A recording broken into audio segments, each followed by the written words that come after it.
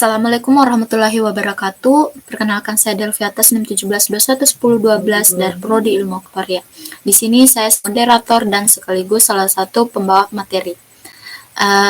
Untuk tema dari tugas besar kami yaitu analisis pasar oligopoli di Indonesia, di mana kami mengambil judul yaitu kasus trading term dan dominansi Carrefour pada pasar retail modern di Indonesia pada tahun 2008.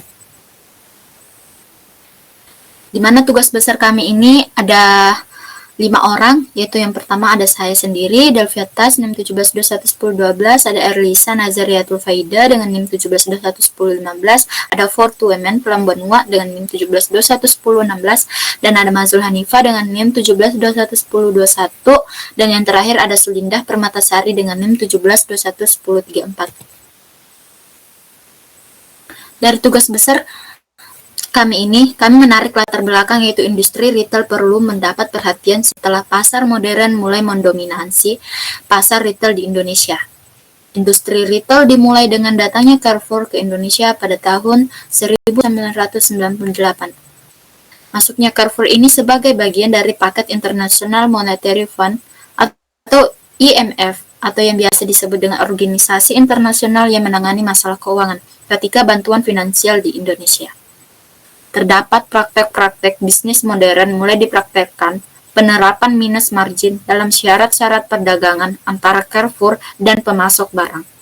Akibatnya, apabila harga jual produk lebih rendah, pemasok akan menghentikan pasokan barang ke retail tersebut dan varian barang di retail pesaing Carrefour lebih sedikit dibandingkan dengan pasokan di perusahaan. Landasan teori dari tugas besar ini ada pasar persaingan tidak sempurna. Pasar atau industri yang terdiri dari produsen-produsen yang mempunyai kekuatan pasar atau mampu mengendalikan harga output di pasar. Apabila dibedakan berdasarkan strukturnya, maka pasar dibagi menjadi 3 macam.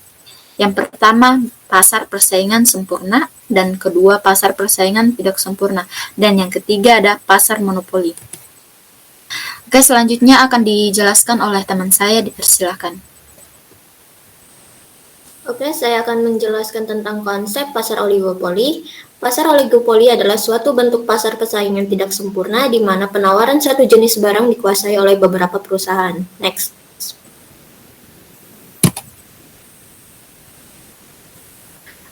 Adapun ciri-ciri pasar oligopoli yang akan saya sebutkan salah satunya saja. Yang pertama, terdapat banyak pembeli di pasar. Next.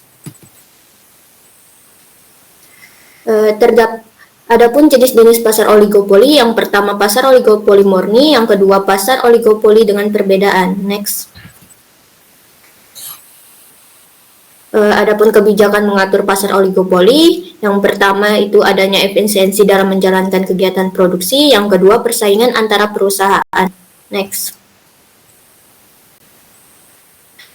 Adapun kelebihan pasar oligopoli, yang pertama dibutuhkan investasi dan modal yang besar. Yang kedua, pemain lama bisa mendaftarkan produknya. Yang ketiga, perusahaan yang telah memiliki pelanggan setia akan menyulitkan perusahaan lain. Yang keempat, adanya hambatan jangka panjang. Oke, selanjutnya akan dijelaskan oleh teman saya. Dipersilahkan.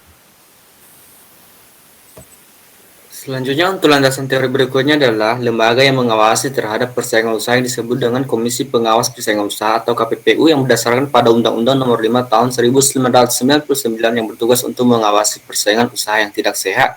Berikutnya.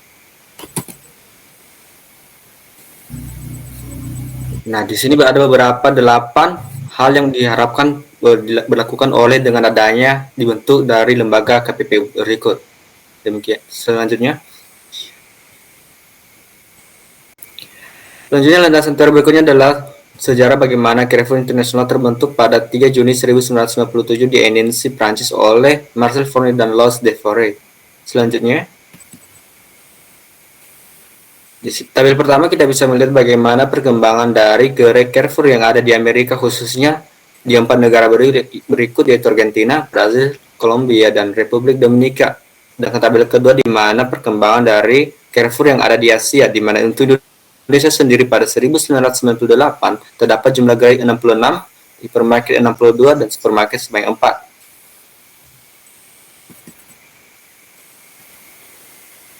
Selanjutnya di tabel 3 adalah kita bisa melihat bagaimana perkembangan Carrefour di Eropa. di mana di Eropa tersendiri itu merupakan pusat dari gerai Carrefour tersebut. Selanjutnya dilanjutkan oleh teman saya. Baik, saya akan melanjutkan kembali tentang pendirian Carrefour di Indonesia. Itu dimulai pada Oktober tahun 1998 dengan membuka unit pertama di Cempaka Putih. Next. Untuk selanjutnya yang beberapa gerai ada di Indonesia. Itu yang pertama Jakarta Raya dengan jumlah 25, Tangerang 5, Bekasi 4, Bandung 4, Jawa dan Bali 19, Sumatera 2, Sulawesi 3. Next. Pada 22 Januari 2008, PT Carrefour Indonesia melakukan akuisisi saham PT Alfa Retailindo sebanyak 351 juta lembar saham atau sebesar 75% dari 468 juta lembar jumlah saham PT Alfa Retailindo. Total nilainya sebesar 674 miliar dengan harga per lembar saham sekitar 1.920. Tercatat Carrefour Express berjumlah 14 gerai yang tersebar di kota. Berikut kota-kota yang mempunyai gerai Carrefour Express. Yang pertama Jakarta Raya dengan jumlah 8, Jawa dan Bali 3, Sumatera 1, Sulawesi 2. Okay, next. Selanjutnya mengenai pembahasan dampak perekonomian pasca akuisisi Alfa oleh Carrefour, yaitu dominasi pangsa pasar yang mengarah ke praktek monopoli. Berdasarkan bukti yang diperoleh selama proses pemeriksaan,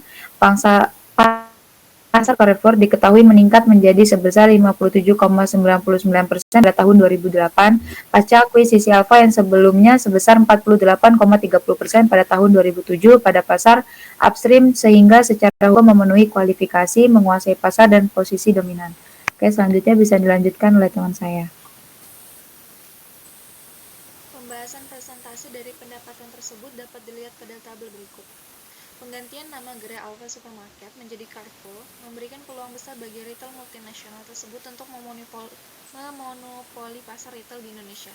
Di Indonesia, Carrefour sudah menjadi nomor 1 dan Alfa masih masuk dalam 10 besar. Next. Dominasi pangsa pasar yang mengarah ke praktek monopoli. Terkait kasus akuisisi Alfa, tindakan Carrefour ini diduga mengarah pada praktek monopoli. Bahkan ada dugaan Carrefour akan melanjutkan proses akuisisi serupa terhadap retail lainnya yang kolaps. Soal akuisisi Alfa ini yang harus diwaspadai, sebab akuisisi itu akan semakin memusatkan pasar, artinya akan ada saingan dan akhirnya berujung pada monopoli. Pengaturan zonasi yang merugikan pedagang tradisional. Pendapatan pedagang tradisional menurun mencapai 50% bahkan lebih karena gencarnya pembangunan retail modern. Tak terkecuali dan kehadiran retail besar Carrefour yang pembangunannya selalu mengambil lokasi berdekatan dengan pasar tradisional. Seharusnya pasar modern terletak di sisi jalan. Carrefour diduga melanggar sejumlah aturan meliputi pembangunan gerai dekat pasar tradisional di permukiman penduduk dan zonasi gerai. Hal tersebut dikhawatirkan mematikan pasar tradisional dan pedagang kecil. Next.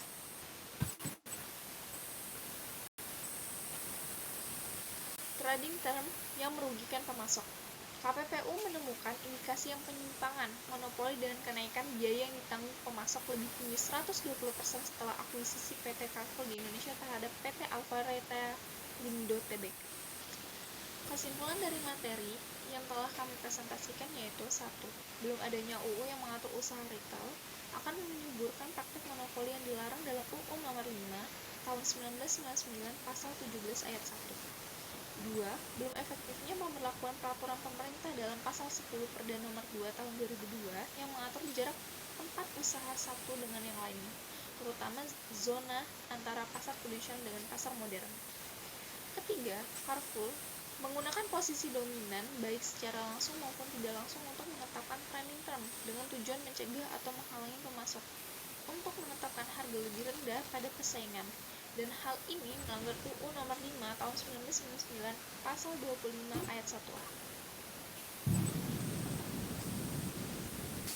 Oke, baik. Terima kasih kepada teman-teman yang sudah presentasikan hasil tugas besar kami. Semoga materi yang kami bawakan ini bermanfaat bagi kita semua dan yang menyaksikan juga. Saya tutup dengan ucapan Assalamualaikum warahmatullahi wabarakatuh.